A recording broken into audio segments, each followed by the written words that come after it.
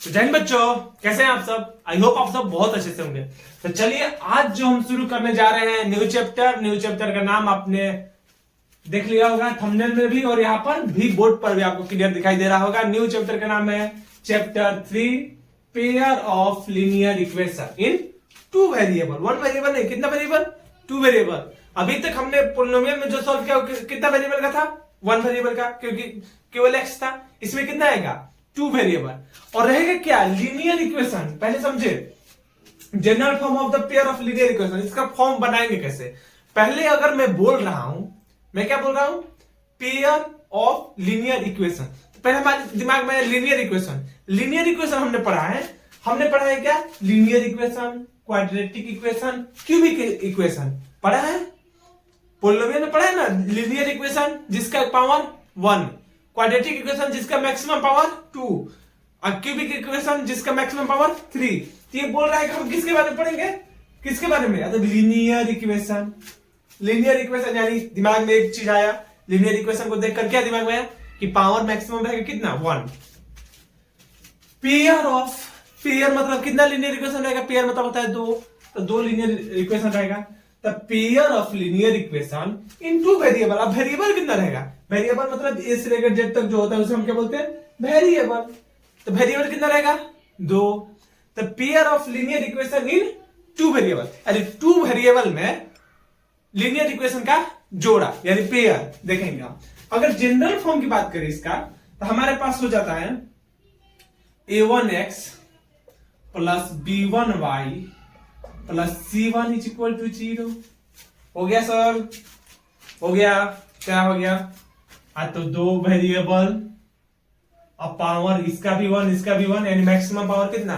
1। दोनों को जोड़कर मत बोलना कि इसका पावर 1 इसका पावर 1 2, नहीं, इसका भी पावर 1 और ये टर्म का भी पावर 1, दोनों का मैक्सिमम पावर कितना? पावर वेरिएबल का देखा जाता है। अभी कांस्टेंट का मत देखना, ठीक है। दोनों वेरिएबल का पावर कितना? 1। मैक्सिमम पावर कितना? 1। लीनियर इक्वेशन है। क्या है? लीनियर इक्वेशन है। मैं बोला ये लीनियर इक्वेशन है, ठीक है। क्या है? लीनियर इक्वेशन है। लेकिन अभी ये हमारा जनरल फॉर्म, इस चैप्टर का जनरल फॉर्म ये नहीं है। ये लीनियर इक्वेशन का जनरल फॉर्म है, लेकिन इस चैप्टर का ये जनरल फॉर्म नहीं है। वाई? क्योंकि हमें क्या चाहिए? पेयर चाहिए। ये कौन पेयर का मैंने लिखा है?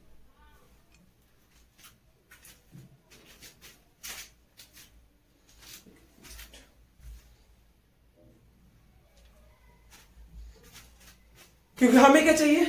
पेयर चाहिए। हमें क्या चाहिए? पेयर चाहिए, यानी इसका एक जोड़ा भी चाहिए हमें। यानी इसके साथ हमें ये भी लिखना पड़ेगा a2x plus b2y plus c2 is equal to 0। अभी ये हमारा हो गया पेयर ऑफ लीनियर इक्वेशन का जनरल फॉर्म, जहां a1 a2 b1 b2 और c1 c2 क्या है? रियल नंबर होंगे। जहां a1 a2 b1 b2 c1 c2 क्या होंगे? रियल नंबर होंगे। उसे हम बोलेंगे क्या? Pair of linear equation in two variable. This is the form of, अगर लीनियर इक्वेशन का फॉर्म बोले तो एक बोल देना, अब पेयर ऑफ लीनियर इक्वेशन का बोले तो ये दोनों बोलना पड़ेगा, ठीक है। क्योंकि हमें यहां पर 2 चाहिए, हमेशा हमें 2 इक्वेशन मिलेगा। कितना इक्वेशन? 2 मतलब 2 2 इक्वेशन से हमें हमेशा मिलेगा, और उसी को हम सॉल्व करेंगे। फिर उसे सॉल्व कैसे करेंगे? How to solve pair of linear equation. How to solve pair of linear equation. तो इसे सॉल्व करने के लिए हमारे पास क्या है? 2 तरीका है। इसे सॉल्व करने के लिए कितना तरीका है? 2 तरीका है। या एक तो मेथड 2, एक तो ग्राफिकल मेथड से सॉल्व कर देंगे। एक किस मेथड से? ग्राफिकल मेथड से। और एक हमारे पास अलजेब्रिक मेथड आता है, उससे सॉल्व करेंगे। अब ये ग्राफिकल मेथड और अलजेब्रिक मेथड क्या होता है, पहले ओवरव्यू देख लीजिए। जैसे हम एनसीईआरटी के क्वेश्चन पर चलेंगे, प्रॉपर डिटेल में इसका बात करेंगे, ग्राफिकल मेथड और अलजेब्रिक मेथड। कुछ नहीं होगा, इसमें ग्राफ बनाकर सॉल्व करना रहेगा और इसमें अलजेब्रा करके सॉल्व करना रहेगा। अब देखते हैं, ग्राफिकल मेथड तो एक ही तरीका से सॉल्व करते हैं, लेकिन अलजेब्रिक मेथड को पहले देखते हैं। ग्राफिकल मेथड में थोड़ा था कि ग्राफिकल मेथड को सॉल्व कैसे करते हैं, उसके बाद अलजेब्रिक मेथड का देखेंगे कि सॉल्व कैसे करते हैं, ठीक है। तो चलिए अब देखते हैं कि ग्राफिकल मेथड में क्या होता है। ग्राफिकल मेथड मतलब कैसे सॉल्व करेंगे, इसमें सॉल्व करेंगे तो क्या क्या आएगा, ठीक है। सिंपल सी बात अगर बोले तो represent by the two lines. जब भी ग्राफिकल मेथड को रिप्रेजेंट करना होगा, जब भी ग्राफिकल मेथड को ये रिप्रेजेंट करेगा, दो लाइन द्वारा रिप्रेजेंट करेगा, एक लाइन और एक लाइन, कोई भी दो लाइन हम ले लेते हैं, ये एक लाइन और ये एक लाइन, ठीक है। दो लाइन द्वारा कभी भी हम ग्राफिकल मेथड को रिप्रेजेंट करेंगे, ठीक है। यानी हमारे पास ऐसा इक्वेशन आएगा जिससे कितना लाइन बनेगा, 2 लाइन बनेगा। ये दिमाग में रखिए, कितना लाइन बनेगा, 2, ठीक है। तो ये हो गया। अब इसमें 3 तरह का चेंजिंग होगा। चेंजिंग क्या क्या होगा वो मैं देखता हूं, बताता हूं आपको। ध्यान से अगर पढ़ेंगे तो इस पर लिखा है if the line intersect at the point, 2 line होगा।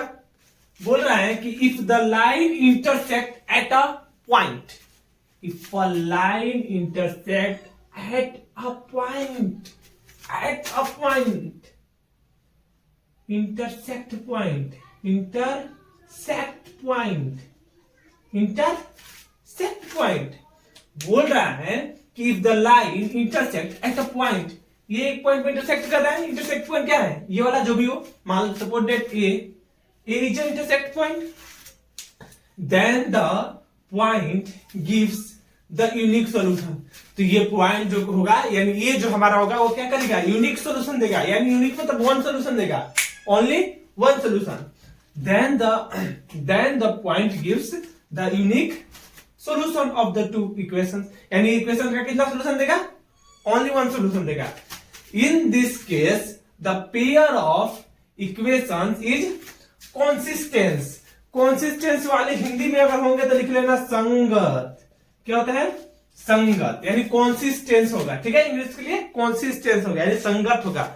यानी अगर दो लाइन इंटरसेक्ट कर रहा है एक दूसरे को किसी एक पॉइंट पर, सॉल्यूशन कितना, यूनिक सॉल्यूशन, यानी एक सॉल्यूशन। और लाइन कैसा होगा, कॉन्सिस्टेंस होगा, ठीक है, कॉन्सिस्टेंट होगा, ठीक है, या फिर संगत होगा हिंदी वालों के लिए। ये होगा फर्स्ट। फर्स्ट के बाद जो है सेकेंड पॉइंट क्या बोल रहा है उस पर थोड़ा सा ध्यान देंगे। In the line coincide then there, okay, coincide. अच्छा, कोइंसाइड का मतलब क्या होता है, ओवरलैप। क्या होता है, ओवरलैप। यानी ओवरलैप मतलब कोइंसाइड का मतलब ओवरलैप, यानी एक पॉइंट के ऊपर एक और लाइन, एक लाइन के ऊपर एक और लाइन, यानी एक दूसरे पर ऐसे समतल ऐसे चलेगा, ओवरलैपिंग करते हुए। जैसे ये देखो, ये है, मान लो सपोज दैट ये एक लाइन है और ये एक क्या है, ये एक रे है और ये एक रे है, ये दोनों क्या होगा, अब ये क्या हो गया, कोइंसाइड हो गया। क्या हो गया, कोइंसाइड हो गया, यानी एक ही साइड, एक ही ऊपर, एक के ऊपर एक, एक के ऊपर एक, ऐसे सपोज है दिस, इस तरह का। यानी एक के ऊपर जब होगा तो उसे हम क्या बोलेंगे, कोइंसाइड, ठीक है, यानी ओवरलैपिंग भी बोलते हैं उसे हम। तो if the line coincide then there are infinity, यानी मैनी सॉल्यूशन। अच्छा, ये मैनी सॉल्यूशन क्यों होगा, उसमें यूनिक सॉल्यूशन क्यों होगा। देखो, फाइनल बात ये याद रख लो, जितनी बार ये दो लाइन जितनी बार एक दूसरे को टच करेगी, जितने पॉइंट पर ये दो लाइन एक दूसरे को टच करेगी, उतना सोल्यूशन होगा। तो फर्स्ट में हमने देखा कि ये इंटरसेक्ट कर रहा था एट अ पॉइंट, सोल्यूशन कितना, 1। एक पॉइंट पर टच किया, 1 सोल्यूशन। अब सेकेंड वाला बोल रहा है कि ये क्या है, ओवरलैपिंग, यानी एक के ऊपर एक, यानी हमेशा टच कर रहा है, एक के ऊपर एक, यानी क्या कर रहा है, हमेशा टच कर रहा है। तो यहां भी टच करेगा, यहां भी टच, यहां भी टच, यहां भी टच, यहां भी टच, यहां सभी जगह टच करेगा। तो कितना सोल्यूशन, बहुत सारा सोल्यूशन। जितना जगह टच किया उतना सोल्यूशन। कितना जगह टच किया, अब क्या पता कितनी बड़ी लाइन है, ये तीर क्या दे रहा है, बता रहा है बहुत बड़ी लाइन है, उसका कोई सोल्यूशन नहीं पता। जब लाइन कहीं नहीं पता, सोल्यूशन क्या पता होगा। तो वही है, if the line coincide then there are infinitive, यानी मैनी सोल्यूशन। कितना सोल्यूशन, मैनी सोल्यूशन। बिकॉज देखो दिखा है, each point on the line begin the solution, यानी हर एक पॉइंट, लाइन का हर एक पॉइंट क्या देगा, एक सोल्यूशन देगा, एक अलग सोल्यूशन देगा, ठीक है।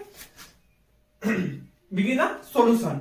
In this case the pair of equation is depend and consistent. इसमें केवल क्या था, कंसिस्टेंट था, लेकिन डिपेंड नहीं था। लेकिन इसमें क्या होगा, ये डिपेंड भी रहेगा और कंसिस्टेंट भी रहेगा, ठीक है।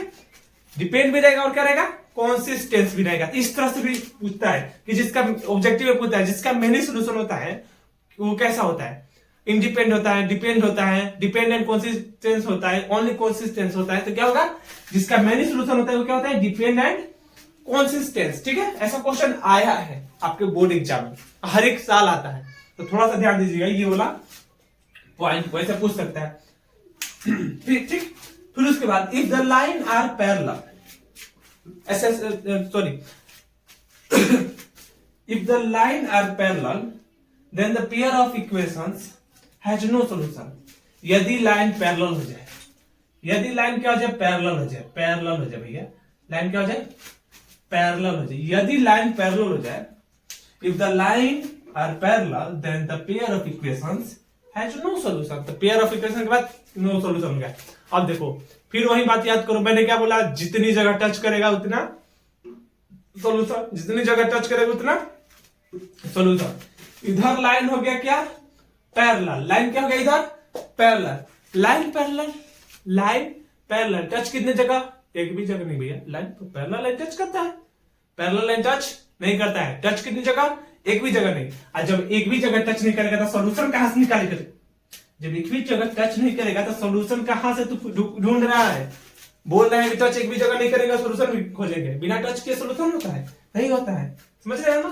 तो नो सोल्यूशन, यानी उसका कोई सोल्यूशन नहीं होगा। ठीक है, in this case the pair of equations is inconsistence, यानी इस केस में जो इक्वेशन होगा, पेयर ऑफ इक्वेशन क्या होगा, असंगत, हिंदी वाले के लिए असंगत, यानी इनकंसिस्टेंस होगा, यानी असंगत होगा। ठीक है, इस तरह से हम तीनों लाइन ग्राफिकल मेथड से ध्यान रखेंगे। हमें क्या ध्यान रखना है, तीन चीज, क्या, कौन सी, सॉरी, पहला वन जगह एक पॉइंट पे इंटरसेक्ट करेगा तब कितना सोल्यूशन, एक जगह पे इंटरसेक्ट किया एक सोल्यूशन, लाइन कैसा होगा, कंसिस्टेंस होगा। ठीक है, दूसरे जगह पर करेगा एक के ऊपर एक रहेगा, ओवरलैपिंग, ओवरलैपिंग रहेगा तो क्या होगा, क्या होगा, inconsistence and many solution, depend and consistent, sorry, depend और कंसिस्टेंस, डिपेंड और कंसिस्टेंट, सोल्यूशन कितना, मेनी सोल्यूशन। और जब पैरेलल लाइन रहेगा तो क्या होगा, पैरेलल लाइन का नो सोल्यूशन, नो सोल्यूशन और इनकंसिस्टेंस, यानी असंगत, नो सोल्यूशन और इनकंसिस्टेंस। तो इस तरह से ये हो गया पूरा ग्राफिकल मेथड का। ठीक है, अब इसके बाद इसमें आता है, अभी मैंने बताया ग्राफिकल मेथड, एक अलजेब्रिक मेथड, अलजेब्रिक मेथड के बारे में लिखते हैं। तो चलिए अब ग्राफिकल मेथड के बाद अलजेब्रिक मेथड देखते हैं कि इसके अलजेब्रिक मेथड से हम किसी पेयर ऑफ लीनियर इक्वेशन का सॉल्यूशन कैसे करेंगे। तो अलजेब्रिक मेथड में हमें दो मेथड मिलेगा, एक तो पहला होगा हमारा सब्स्टिट्यूशनल मेथड और सेकंड हमारा होगा एलिमिनेशन मेथड। ठीक है, सब्स्टिट्यूशनल मेथड और एलिमिनेशन मेथड। ठीक है, इसके आगे आप लोग बस ये रखिए ना, कैसे ये दोनों होता क्या है, कभी कभी कंफ्यूजन होता है, बनाने दोनों तरीके से आता है, लेकिन किसे सब्स्टिट्यूशनल कहते हैं और किसे एलिमिनेशन मेथड कहते हैं ये पता नहीं चलता है। इसमें देखिए क्या रहता है कि इसमें हमें दो इक्वेशन रहेगा, सपोज दैट एक इक्वेशन होगा क्या, ax plus by plus c is equal to 0, एक इक्वेशन हो गया। And the second equation is ले लीजिए dx plus ey plus f is equal to 0, is the second equation.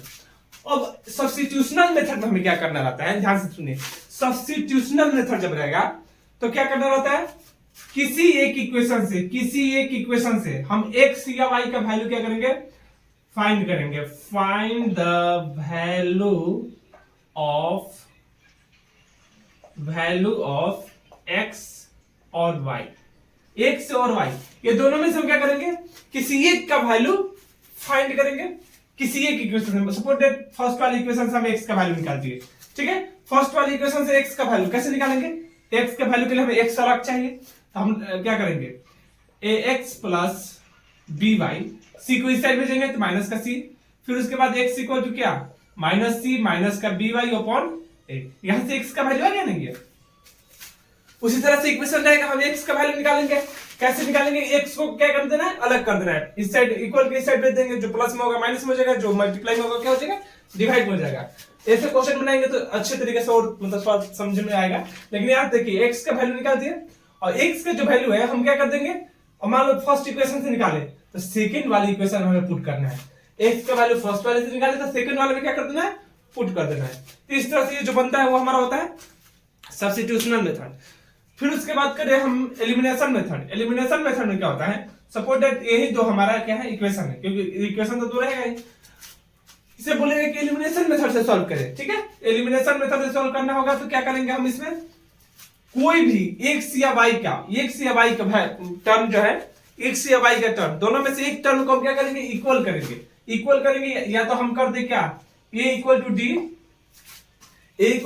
या फिर हम कर दे क्या b इक्वल टू e, ये दोनों में इक्वल करना पड़ेगा। ठीक है, कैसे करेंगे, मल्टीप्लाई करके कीजिए, डिवाइड करके कीजिए, कैसे कीजिए, ये दोनों में क्या करना पड़ेगा, इक्वल करना पड़ेगा। अब मान लीजिए कि a इक्वल टू d हो गया, हम ये किए, a इक्वल टू क्या हो गया, d हो गया, तो यहाँ पर d की जगह पर हम a लिख सकते हैं। और जब d की जगह पर a लिखेंगे तो यहाँ पर ये माइनस कर देंगे, उसके बाद क्या कर देंगे, घटा देंगे। ठीक है, तो ये कट जाएगा, तो यहां से हमारे पास क्या आ जाएगा, यहां पर हमारे पास आ जाएगा y equal to b minus C, minus का c minus F plus c minus का f इज इक्वल टू 0। अब यहां से क्या होगा, y का वैल्यू निकल जाएगा, और जो y का वैल्यू निकलेगा वो किसी एक इक्वेशन में पुट करके x का वैल्यू मिल जाएगा। इस तरह से करते हैं, जो कि काफी सिंपल होता है। ऐसे समझ में ज्यादा नहीं आएगा, हम जब क्वेश्चन कराएंगे इस वीडियो के बाद तो ज्यादा समझ में आएगा। ठीक है, अब देखिए, अच्छा नेक्स्ट जो है वो बोल रहा है कि a1x b1y plus c1 is equal to 0, a2x plus b2y plus c2 is equal to 0 are given. यदि गिवन है ऐसा दो pair of linear equation given है, तो हमें बताइए कि कंसिस्टेंस, हम पूछ देगा कंसिस्टेंस है कि नहीं है। ठीक है, दो इक्वेशन देकर ऐसा बोल देगा कि ये कंसिस्टेंस है कि क्या है, कंसिस्टेंस है या फिर इनकंसिस्टेंस है या फिर डिपेंडेंट कंसिस्टेंस है। ठीक है, तो कंसिस्टेंस के लिए देखिए क्या होना चाहिए, इसके लिए होना चाहिए a1 अपॉन a2, ये बात याद रखिएगा, does not equal to b1 upon b2 does not equal to c1 upon c2। अगर ये इस रूल को फॉलो करता है, यदि ये इस रूल को फॉलो करता है तो ये क्या होगा, इस रूल को फॉलो करता है तो क्या होगा, ये कंसिस्टेंस होगा। ठीक है, कंसिस्टेंस होगा। अगर इस रूल को फॉलो नहीं करता है, इस रूल को फॉलो करता है, a1 upon a2 is equal to b1 upon b2 does not equal to c1 upon c2। ठीक है, एबीसीडी क्या है, ये वाला a1 b1 c1 a2 b2 c2, simple सा रख के वैल्यू देख लेंगे। अगर ये इस रूल को फॉलो करता है तो ये हमारा क्या होगा, इनकंसिस्टेंस होगा। इनकंसिस्टेंस यानी क्या बोलते हैं इसे, असंगत, ये हो गया संगत। और एक डिपेंड था, तो डिपेंड कैसे पता चलेगा, ग्राफिकल मेथड से बता दिए थे, जो एक जगह करेगा वो कंसिस्टेंस ऐसा करके बताया था। अब ग्राफिकल मेथड, सॉरी, ये जो है डिपेंड एंड कंसिस्टेंस जो है वो कैसे होगा, तो अगर हमारा कहीं a1 upon a2 equal to b1 upon b2 is equal to c1 upon c2, तीनों यदि इक्वल आ जाए भैया, तीनों इक्वल आ जाए तो क्या होगा, तीनों इक्वल आ जाएगा तो डिपेंड एंड कंसिस्टेंस होगा। तीनों इक्वल नहीं आएगा तो क्या होगा, ओनली कंसिस्टेंस। ठीक है, यानी कितना सोल्यूशन, वन सोल्यूशन। इसका कितना सोल्यूशन होता है, वन सोल्यूशन। ठीक, इसका मैनी सोल्यूशन, इसका नो सोल्यूशन, इसका नो सोल्यूशन, ये होता है। इसका बहुत सारा हो गया, इसका कितना, एक भी नहीं, और इसका कितना हो गया, वन सोल्यूशन। ठीक है, यही ग्राफिकल मेथड में बताए थे, तो सेम वैसे ही उसी हिसाब से चलता है। तो इस तरह से बस यही था इसका introduction pair of linear equation के। अगले वीडियो से हम क्या करेंगे, इसका जो क्वेश्चन होगा वो बनाएंगे, क्वेश्चन बनाएंगे तो ज्यादा क्लियर होगा। उम्मीद है कि ये सब आपको समझ में आया होगा। ये बस ऐसे ही रखना, आपको ये देगा x का इक्वेशन, x का गुणांक देगा, x का फैक्टर, y का फैक्टर, उसको हम केवल आगे पीछे करके देखकर बता सकते हैं कौन से क्या है, इनकंसिस्टेंस है या कौन सा कंसिस्टेंस है। ठीक है, तो अभी के वीडियो के लिए बस, आज के लिए बस इतना रहने देते हैं। अगले वीडियो में क्वेश्चन से बनाएंगे, तो मिलते हैं अगले वीडियो में, तब तक के लिए जय हिंद।